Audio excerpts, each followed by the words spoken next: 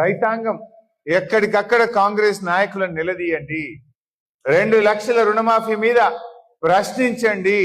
ఎందుకంటే రుణమాఫీ అయిపోయింది అంటున్నారు.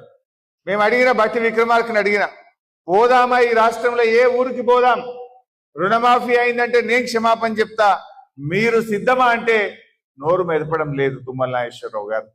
అంటే ఇలా వ్యవసాయ మంత్రి, ముఖ్యమంత్రి, ఉప ముఖ్యమంత్రి ఈ రాష్ట్రంలో రైతులు దగా చేసిండ్రు.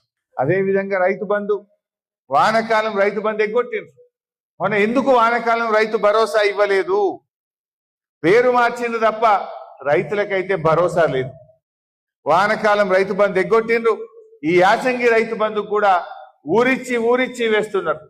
కరోనా కష్టకాలంలో కూడా కేసీఆర్ రైతు బంధు వేసింది. కానీ మీరు ఇప్పుడు ఏం కరోనా లేదు, ఏమీ లేదు. ఇవాళ కాంట్రాక్టర్లకు బడా కాంట్రాక్టర్లకు బిల్లులు ఇస్తున్నారు. ఈ రాష్ట్రంలో 14,000 కోట్ల రూపాయలు కాంట్రాక్టర్లకు, బడా కాంట్రాక్టర్లకు బిల్లులు ఇచ్చారు. బడా కాంట్రాక్టర్లకు 14,000 కోట్లు బడా కాంట్రాక్టర్లకు ఇవ్వడానికి బిల్లులు వస్తాయి. రైతు బంధు ఇవ్వమంటే డబ్బులు ఉండయి మీకు. రిటైర్ అయిన ఉద్యోగులకు ఇవ్వమంటే డబ్బులు ఉండయి మీకు.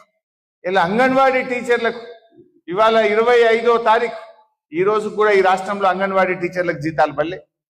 1వ తారీఖే జీతాలు ఇస్తున్నామని చెప్తున్నారు. చిరు ఉద్యోగులు అంగన్వాడీ టీచర్లకు ఇవ్వాలని కూడా ఈ రాష్ట్రంలో జీతాలు పడని పరిస్థితి ఉన్నది. ఇది చాలా మోసపూరితమైన ప్రభుత్వం. కేవలం మాటలే తప్ప చేతలు లేవు. ప్రజలు గమనిస్తున్నారు. నువ్వు 14,000, 15,000 కోట్లు బడా కాంట్రాక్టర్లకు బిల్లులు ఇచ్చినావు కదా, మరి అవేడికెళ్ళి వచ్చినాయి? పేద కాంట్రాక్టర్లకు, సర్పంచ్లకు బిల్లులు ఇవ్వమంటే ఇవ్వవు. 10 లక్షల లోపు చిన్న కాంట్రాక్టర్లకు బిల్లులు ఇవ్వమంటే మాత్రం డబ్బులు లేవంటారు. బడా కాంట్రాక్టర్లకు ఒక్కొక్కరికి 1000 కోట్ల రూపాయలు ఇస్తుండ్రు. కమిషన్ల కోసం, పర్సెంటేజ్ల కోసం ఇస్తున్నారు.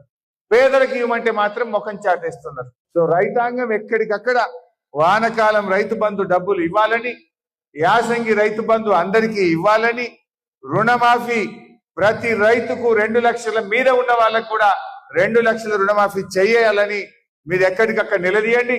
ఈ ప్రభుత్వాన్ని బీఆర్ఎస్ ఇడిచిపెట్టదు. సంపూర్ణ రుణమాఫీ అయ్యేదాకా కాంగ్రెస్ పార్టీ వెంట పడుతూనే ఉంటాం, ప్రశ్నిస్తూనే ఉంటాం. రైతుల పక్షాన ఈ కాంగ్రెస్ ను నిలదీస్తూనే ఉంటాం.